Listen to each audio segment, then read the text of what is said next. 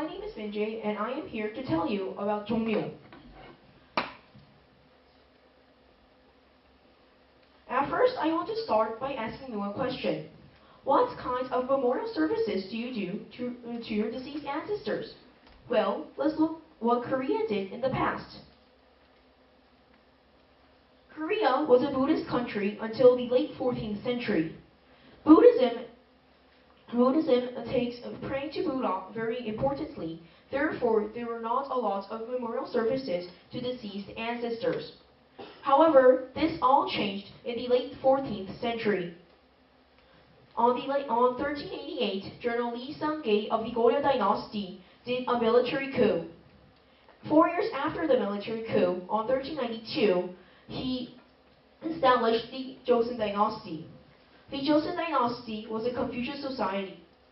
Confucianism values respect to ancestors, especially deceased ancestors. To show respect to deceased ancestors, they did memorial services, as we now call rituals. Now, these rituals were performed by putting your deceased ancestors' spirit tablets on a table and putting a table nearby which was filled with food. This was believed to be a meeting of the living descendants and the deceased ancestors. To perform these kinds of rituals, they built hundreds of shrines all over the country. The royal family also had a shrine. The royal shrine was Jongmyo. Now I will explain about the history of Jongmyo. At first, Jongmyo, like most Eastern countries' royal family shrines, started off with 7 rooms, which this was enough for 7 kings. However, because the Joseon dynasty had more than 7 kings, they had to expand it as time flew.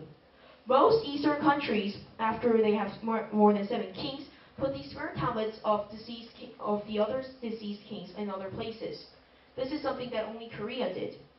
They also built a secondary building called Yeongnyeongjeon, and then and that place also has more than 10 rooms.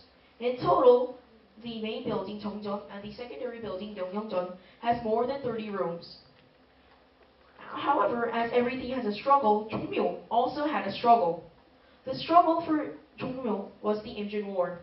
The Imjin War was a war between Japan and Korea in the late 16th century. Through this war, Japan, in the start of the war, burned down many significant buildings of Joseon. One of them was Jongmyo. However, thanks to its significance after the war, Jongmyo was restored. Now, let's take a look at the buildings of Jongmyo. Now, this is a map of Jongmyo. First, I will explain about Hyangdaecheong. Hyangdaecheong was the storage for incense burners. Now, incense burners were very important because they were believed to be a signal for your deceased ancestors to come because there is a ritual. Next, I will explain about Jeonsacheong. Jeonsacheong was the kitchen that was used to cook the food for the ritual. Now, I want to ask you a question.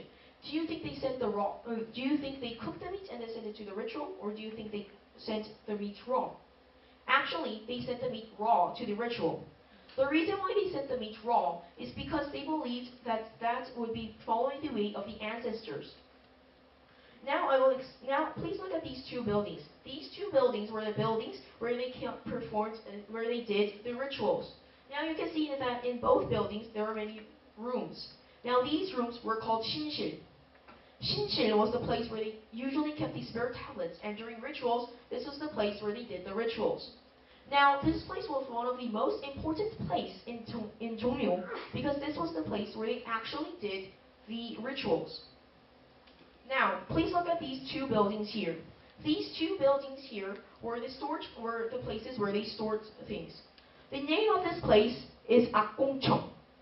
Akgongcheong was the place where they kept the instruments. Now, if there's instruments, it means that there was music. The type of music that they did was Jongmyo Jereak. Jongmyo Jereak was the music that was played during the rituals, and is still played when they do the rituals again on the first Sunday of every May. This was made a UNESCO World Heritage on 2001. Jongmyo is a place where you can find 2 UNESCO World Heritages. First, Jongmyo itself, and second, Jongmyo Jereak. If you are interested in Korean history, or if you like to visit historical places, I will recommend this place to you. Thank you.